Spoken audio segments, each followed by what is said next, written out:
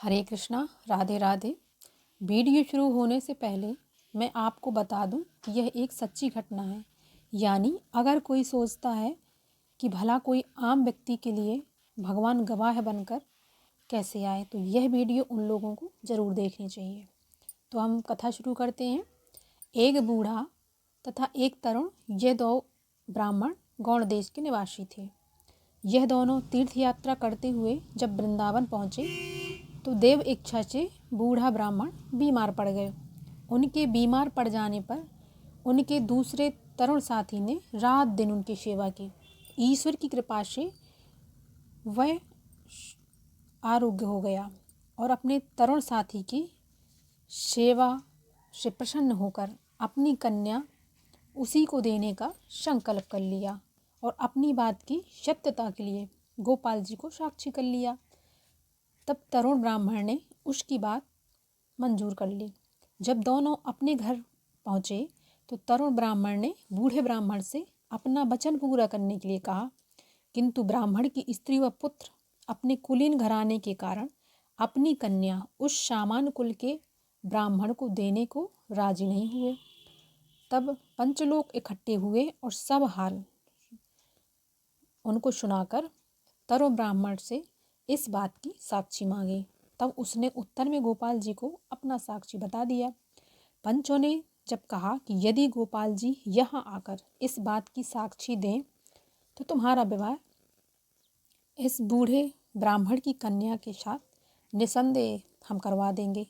पंचों का ऐसा फैसला सुनकर तरुण ब्राह्मण फिर वृंदावन में आया और गोपाल जी के मंदिर में आकर इस तरह से प्रार्थना करने लगा। जब बहुत दिन प्रार्थना करते करते हो गए और भगवान को यह विश्वास हो गया कि यह मेरा सच्चा प्रेमी है, तो एक दिन बोले कि हे देव, कहीं प्रतिमा भी चला करती है क्या? तो ब्राह्मण ने तत्काल ही उत्तर दिया कि हे नाथ, यदि प्रतिमा चलती नहीं है तो प्रतिमा कैसे बोलती कैसे है? ब्राह्मण का ऐसा उत्तर सुनकर भगवान उनके साथ चलने को राजी हो गए, किंतु उन्होंने यह प्रतिज्ञा करने लगे कि तू सीधा चलेगा, यदि तूने कहीं भूल से भी पीछे फिरकर देखा तो मैं वहीं रुक जाऊंगा। ब्राह्मण ने कहा, महाराज, चोर और भगोड़ी की बात क्या विश्वास है? जो गोपियों का माखन चुरा चुरा कर भाग जाते थे फिर पकड़ाई में नहीं आते थे, इसलिए मैं ऐसी भूल नहीं करूँगा और आपके साथ साथ चलूँगा। भगवान ऐसी बात सुनकर हंसने लगे और बोले कि मेरे पैरों में पायजेब और नूपुर के शब्द तुमको मेरे पीछे पीछे आने का प्रमाण मिलता रहेगा।